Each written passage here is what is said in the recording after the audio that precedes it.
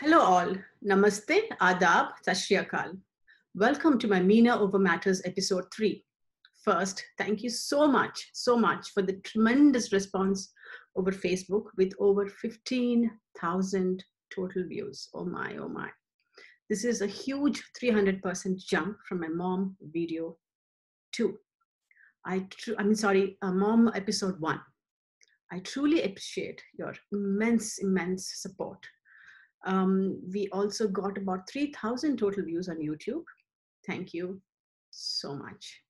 And if you further like my videos, please press the subscribe button so you get notified about such videos and upcoming events in future. It's free. All you have to do is just press the button and you would be notified about our upcoming events.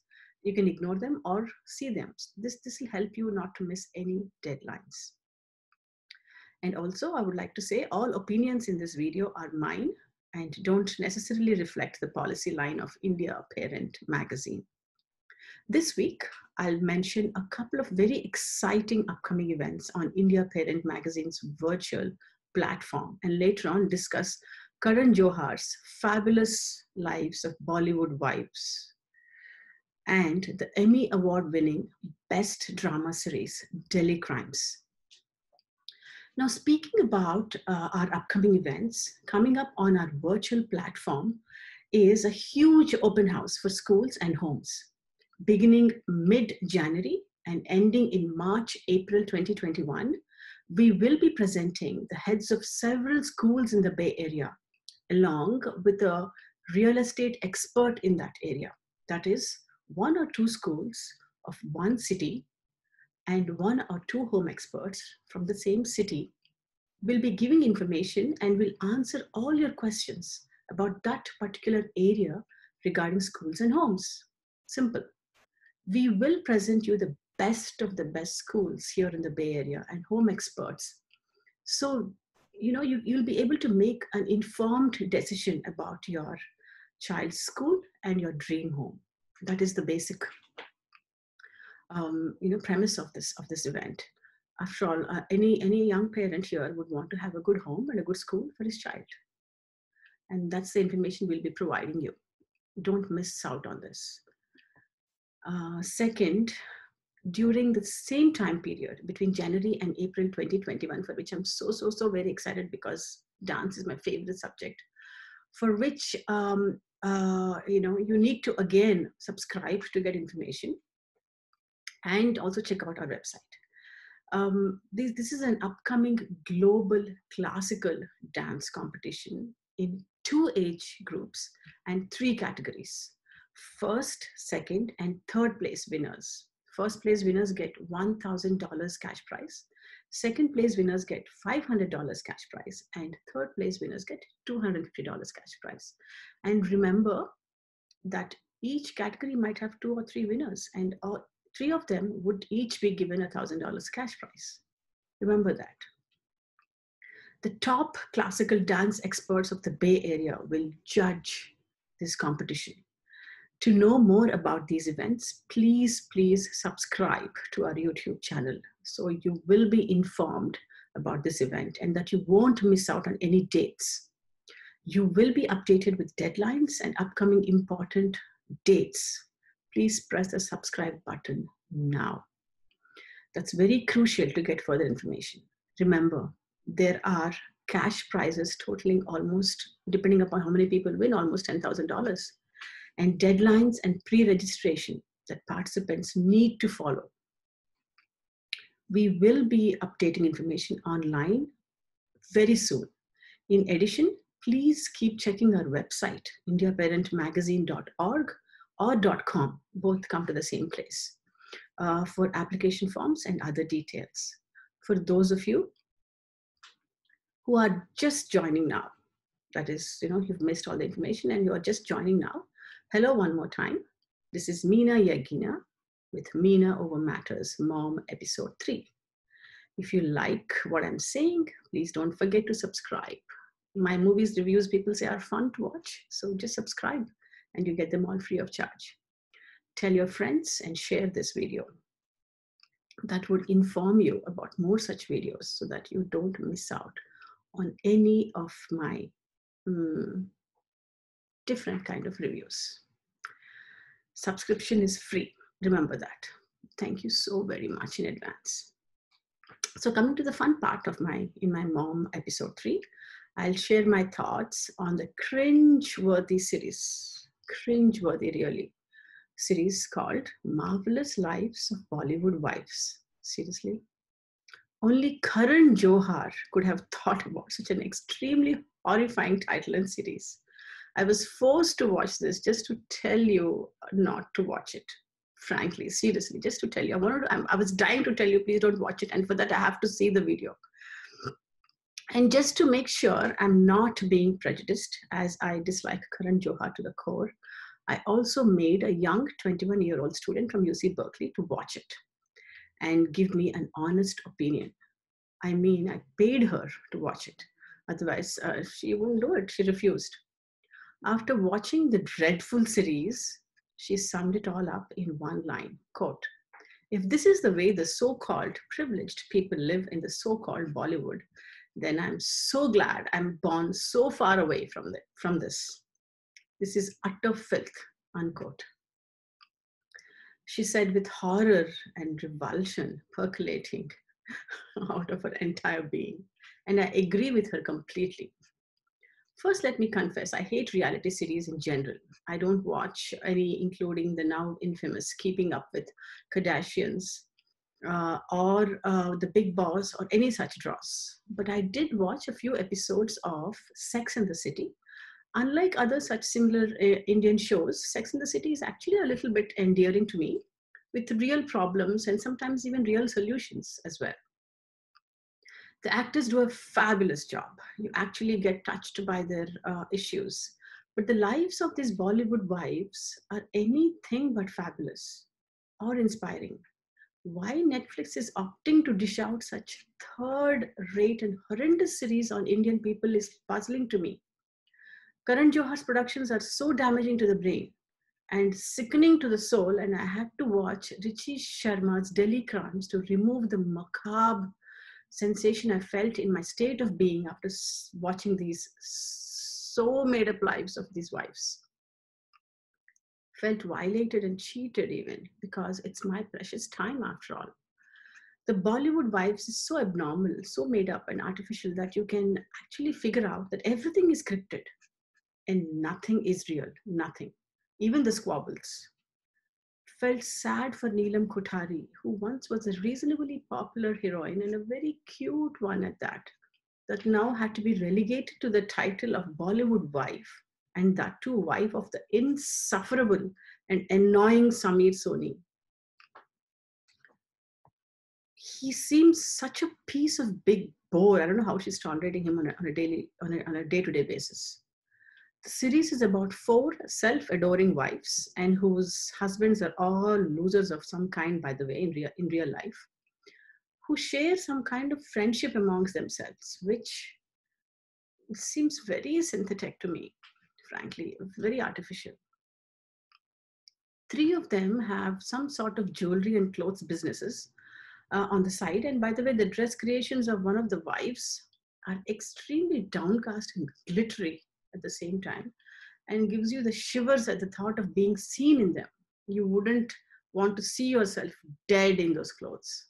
Sohail Khan and his wife are separated, and that fact is glossed over, and I don't understand why.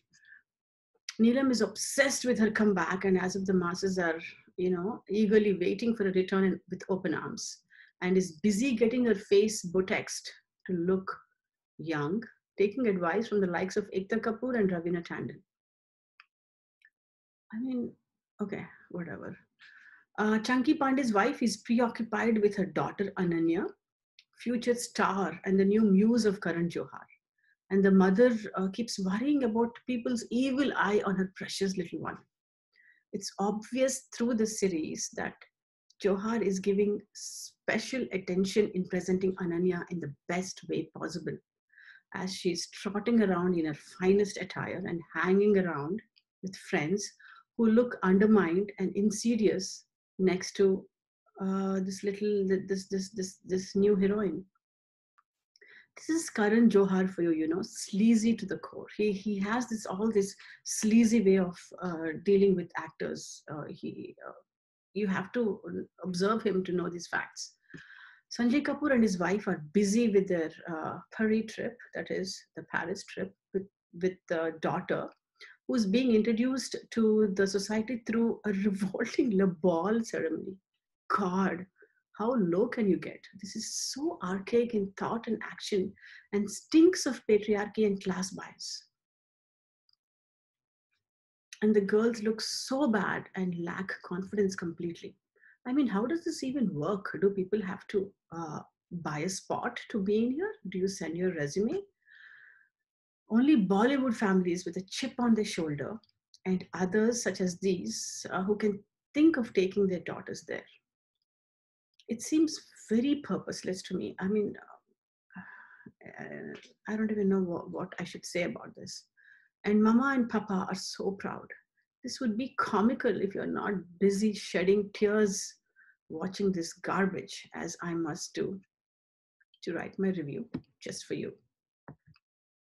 The mothers think that daughters, using credit cards and selecting their dresses on their own is growing up and maturing, by the way.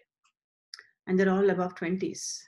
The actors in this series are so bad that you cry with joy when the likes of mediocre actors such as Arjun Kapoor and Sanjay Kapoor are on screen giving gyan and wisdom. That's the level of the show. What comes across the series is that all industry kids want to be either heroes or heroines. They are just in school, and when they grow up, all they want to do is be in movies. So you can imagine the competition, and it's not from the outside, but within inside. Hence, if you have 100 industry wannabe kids, how can outsiders even compete with these people? Out of these 100, some are successful and some are not.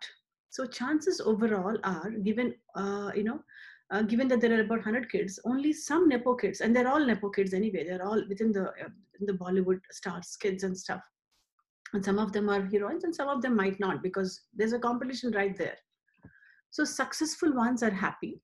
Others like Sanjay Kapoor will be cribbing in the series that he had to wait for 20 years for a good spot in a film, neglecting the fact that he was given the best chance ever with his debut and a role with Tabu. And his second film, he starred with Madhuri Dixit as a heroine next to him, who was ruling the roost at that time. Maybe Sanjay was not good enough. Maybe audiences didn't like in spite of all the chances he got. Or maybe he looked too much like his brother, Anil Kapoor, that directors chose Anil instead. Sanjay Kapoor's daughter doesn't look the heroine material to me at all, I'm sorry to say. Chunky Pandey's daughter, Ananya, is better and bearable as long as she doesn't open her mouth. Oh my God, once she does, you can't tolerate. She's so bad, the way she speaks.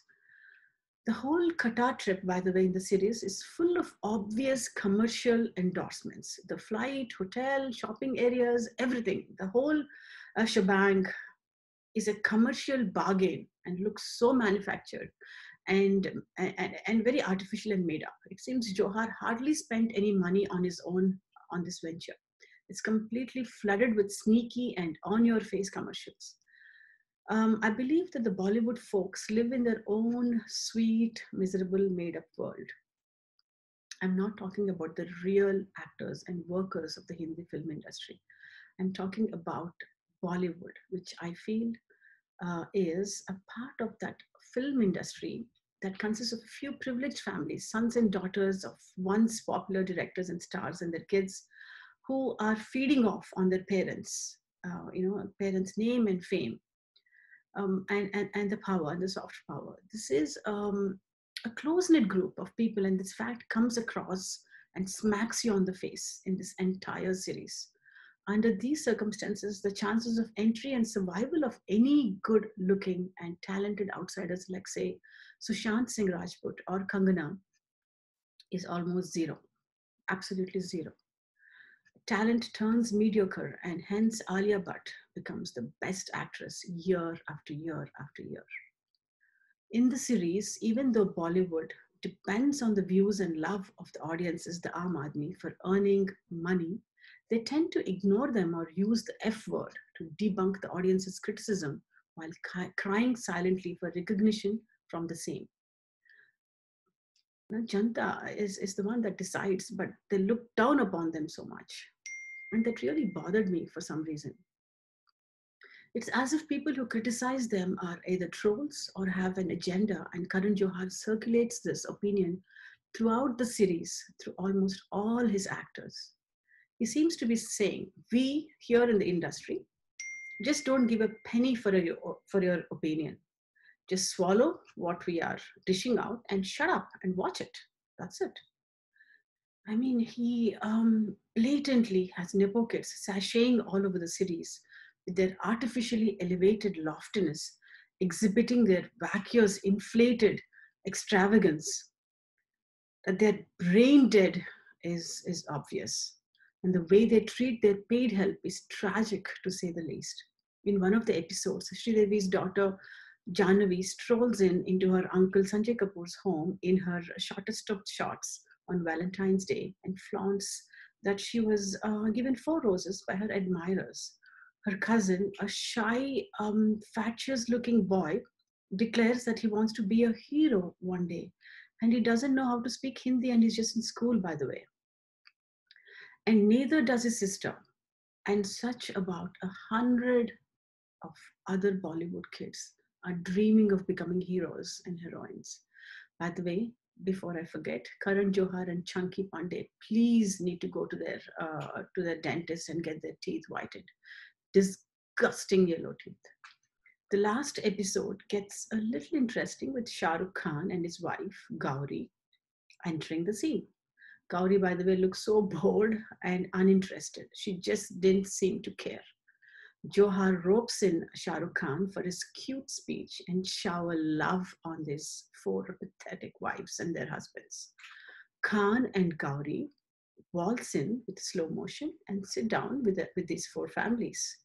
Khan charms them, recounting tidbits from their past, and declares that he's always there for them. This again comes out as this king bestowing wishes on his Bollywood subjects. That's how it looked like to me. You know, the king there charming all of them, but also, it's clear that they are different in their hierarchy. A darbar of some sorts with the Raja and the other insiders gathering around him with open admiration. The class distinction between the Khans and the 4 families is very obvious, by the way, very, very obvious. Even here, Johar makes sure Ananya shines up in her alluringly designed outfit and makeup, while the other wannabe, Sanjay Kapoor's daughter, is kind of skulking away in a black, ugly-looking dress. Johar has his foxy ways of doing things all the time. Why Shah Rukh Khan is so friendly with this rat guy, I have no idea, but it gives me a bad taste. The finale Darbar scene again confirms the fact that Johar seems to be telling the world, we only work for ourselves, and we only work for one another. You better take it or leave it. We don't care. Viewers, you too need to tell this guy loud and clear, yes, we will leave it. We deserve better than this. And please, Netflix, please bring us better shows. Indians are not as dumb as you seem to be thinking. Seriously. Now, coming to Delhi crimes, yes, watching this rubbish series of Bollywood wives made me ache for an enriching and a thought-provoking show. And I opted for Delhi crimes to eliminate the disgust I had in my taste buds. Delhi crimes, based on the Nirbhaya rape case in Delhi a few years ago, won an Emmy for Best Drama Series this year. It's a huge, huge honor for India, actually, and for all Indians all over the world. Directed by Canada-based Richie Sharma, who thoughtfully scripted the real-life story, is a delight to watch. A simple narration without any prejudice or pride. The crime is of a horrendous nature. However, the director also shows a soft, vulnerable side of these culprits, their anger, and also their easy accessibility to the police. They did not or could not lawyer up. And I'm not defending them, just stating facts. Nor did they have any resources. Yet this defenselessness does not take away the gruesome and monstrous nature of the crime committed in any way. That the director was able to do this by bringing in both sides so gracefully and heart-wrenchingly is by itself a commendable feat.